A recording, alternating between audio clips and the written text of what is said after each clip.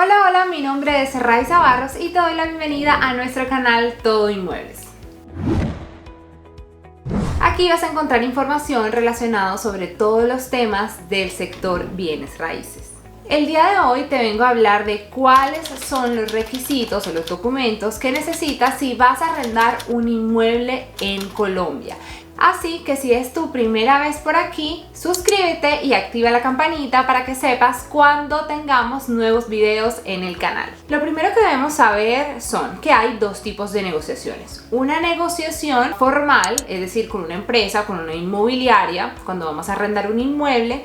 Y la otra negociación, el segundo tipo, es cuando se hace de manera informal, es decir, que no usamos una inmobiliaria ni ninguna empresa, sino que lo hacemos directamente con el propietario. Partiendo de ahí, lo primero que vamos a hablar es sobre las negociaciones que se hacen con una inmobiliaria. Si vamos a arrendar un apartamento con una inmobiliaria, hay ciertos requisitos y dependen del valor del arriendo de ese inmueble. Si el valor del arriendo de ese inmueble, ya sea apartamento, casa, local, consultorio, oficina, etcétera, cuesta de 0 hasta 1.500.000, los requisitos que debes tener en cuenta para arrendarlo son: deben existir dos personas. La primera es una persona, en este caso supongamos que yo soy la que voy a arrendar ese inmueble, entonces yo soy la tomadora o la solicitante de ese arriendo, ¿cierto? Entonces existo yo como solicitante. Y la segunda es una persona que actúa como codeudor. En este caso es la persona que me va como a respaldar a mí frente a ese arriendo sobre los pagos que yo voy a hacer. Entonces deben existir dos personas, ese es el requisito. El primero es el solicitante y el segundo es el codeudor. Estas dos personas deben demostrar que ganan el doble del valor del arriendo. Entonces, si yo soy Raiza Barros y voy a arrendar un apartamento que cuesta 1.500.000 y tengo mi codeudor, los dos debemos demostrar que cada uno gana por lo menos 3 millones de pesos o más para poder aplicar a ese arriendo de 1.500.000 que yo deseo. El segundo caso es cuando el valor del arriendo es más de 1.500.000 hasta 4 millones de pesos. En este caso deben ser 3 personas. ¿Cuáles son esas 3 personas o qué figuras son? La primera es el solicitante, la persona que va a solicitar el arriendo, y las otras dos son dos codeudores. Igual que en el caso número 1, estas 3 personas deben demostrar que ganan más del doble del valor del arriendo, el doble o más.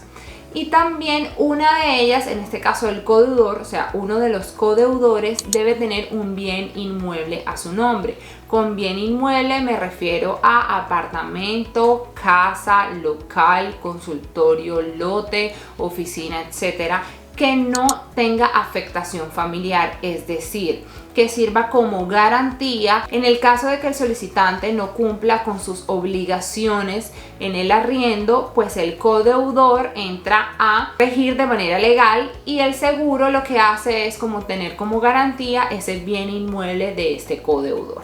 Y el tercer caso es cuando el arriendo es superior a 4 millones de pesos hacia arriba. Aquí deben existir las 3 personas, pero entonces la única diferencia es que los dos codeudores, cada uno debe tener un bien inmueble a su nombre. Esa es la gran diferencia entre los 3 tipos de valores de arriendo. Cabe resaltar que las 3 personas en el tercer caso, es decir, de 4 millones de pesos en adelante, deben demostrar que su sueldo o sus ingresos son mayores a 4 millones de pesos o más, o sea, es decir, el doble del valor del arriendo. Ahora, ¿qué documentos necesita anexar cada persona? Va a depender de si es persona natural o persona jurídica. Por persona natural soy yo, por ejemplo, Raiza Barros, que no soy una empresa. Por persona jurídica entendemos que es una empresa. Empecemos con las personas naturales. Las personas naturales, dependiendo de si son empleados, si son independientes o si son pensionados, deben anexar diferentes documentos. Si eres empleado, lo que debes anexar es la carta laboral, los últimos 3 volantes de pago, los últimos 3 extractos bancarios y tu fotocopia de cédula. Por el otro lado, si eres independiente, debes anexar la fotocopia de cédula igual, el RUT, cámara de comercio si tienes, los 3 últimos extractos bancarios y la declaración de renta del último año. Y si eres pensionado, también hay unos requisitos para ti y son la cédula, extractos bancarios y los últimos 3 volantes de la pensión. Eso sería en el caso de los pensionados. ¿Qué documentos necesita entregar una persona jurídica, es decir, una empresa? Si el solicitante que va a tomar ese arriendo es una persona jurídica o en el caso de que sea uno de los codeudores, la persona jurídica. Debe anexar entonces cámara de comercio de la empresa, RUT de la empresa, declaración de renta del último año de la empresa y debe anexar también los documentos del representante legal. En este caso, la fotocopia de cédula del representante legal y los documentos, extractos bancarios, RUT y todo esto del representante legal. Uno de los beneficios que trajo la pandemia es que estos documentos o el estudio de arriendo se hace de manera digital. Ya no pues te toca ir con los documentos físicos a la oficina de que estés arrendando, entregar los documentos, sino que todo esto se puede hacer de forma digital, ya sea porque la empresa tiene un link en donde tú puedes digitar tu información o enviar los documentos de forma digital. Una cosa que tienen que tener muy en cuenta a la hora de arrendar es que este estudio cuesta en Colombia el 5% del valor del arriendo. Es decir que tú, adicional a los documentos que entregas para que estudien esos documentos y te puedan decir si te puedes arrendar ese inmueble o no, debes cancelar el 5% del valor del arriendo. Y este dinero no es reembolsable. Es decir, en el caso de que tus documentos no pasen el estudio, no se te devuelve el dinero. Y se me iba olvidando algo muy importante y es que ¿qué pasa si no tienes codeudores para tu arriendo? Que es algo muy común en este momento. ¿Quién quiere ser codeudor en pleno siglo XXI? Bueno, hay unas opciones si no tienes codeudores y es abrir un CDT en un banco. Pues cada una de las inmobiliarias te dará el paso a seguir en el caso de que no tengas codeudor y tengas que abrir un CDT o desees abrir un CDT.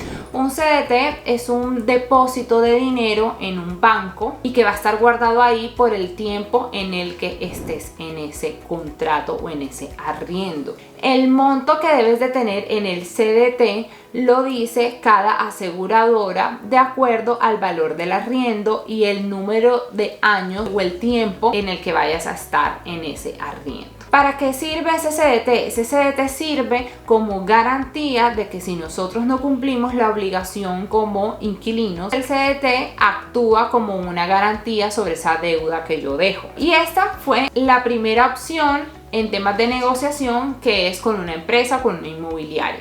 Ahora hablemos de la segunda opción. La segunda opción es la manera más informal y es el arriendo directo, es decir, yo con el propietario arriendo directamente y no con una inmobiliaria. En este caso los requisitos van a depender 100% del propietario de cada inmueble. Hay propietarios que no exigen documentos, sino que le dicen a la persona: entrégame el 3 meses de arriendo y te mudas. Hay personas, propietarios, que exigen documentos como una inmobiliaria, que son todos los que acabamos de ver anteriormente, y hay propietarios que exigen uno u otro documento y no son tan exigentes. En este caso no hay una regla o una ley que estipule que se deba pedir, porque pues es directamente con el propietario. Bueno, y esto ha sido todo por hoy. Espero que te haya servido el tema que hemos visto. Recuerda compartirlo con alguna persona si lo necesitas. Si tienes alguna pregunta la puedes dejar en los comentarios y está muy pendiente del próximo capítulo de este canal Todo Inmuebles. Chao, chao.